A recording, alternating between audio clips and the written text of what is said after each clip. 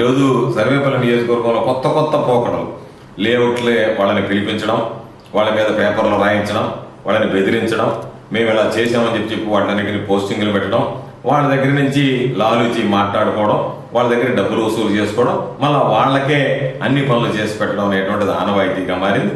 కాబట్టి లేఅవుట్లు వేయాలన్నా, లేఅవుట్లో ఉన్న స్థలం తీసుకోవాలన్నా సోమిరెడ్డి దెబ్బకి గడగడలాడిపోయేటువంటి పరిస్థితి ఏర్పడింది. ఇప్పటికే నుడా అనుమతులు తెచ్చుకున్నటువంటి లేఅవుట్లకు సంబంధించి వాళ్ళని పిలిపించి బెదిరించి వాళ్ళ దగ్గర డబ్బులు వసూలు చేస్తున్నాడు.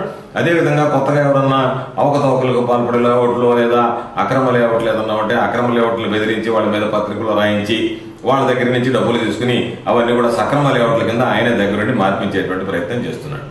దానితో పాటు ఈరోజు ఎప్పుడు తెలుగుదేశం పార్టీ అధికారంలో ఉన్నా పొట్టగొడుగులాగా అక్రమ లేఅవుట్లు వస్తాయి. ఈ మధ్య నేను విలేకరుల సమావేశంలో కూడా చెప్పా, దాదాపుగా 6 కోట్ల రూపాయలు తెలుగుదేశం పార్టీ అధికారంలో ఉన్నప్పుడు, సోమిరెడ్డి మంత్రిగా ఉన్నప్పుడు ఈ నియోజకవర్గానికి సంబంధించి లేఅవుట్కి విజిలెన్స్ వాళ్ళు ప్రభుత్వానికి రావాల్సినటువంటి డబ్బు కట్టలేదు వీళ్ళు అని చెప్పి వీళ్ళ దగ్గర కట్టించాలని చెప్తే సోమిరెడ్డి 2 కోట్ల రూపాయలు ఆ రోజు లేఅవుట్ల యాజమాన్య దగ్గర డబ్బులు తీసుకుని అవి కట్టనీయకుండా ఆయన అడ్డుకోవడం జరిగింది. కాబట్టి లేఅవుట్ల దగ్గర డబ్బులు సంపాదిస్తున్నాడు.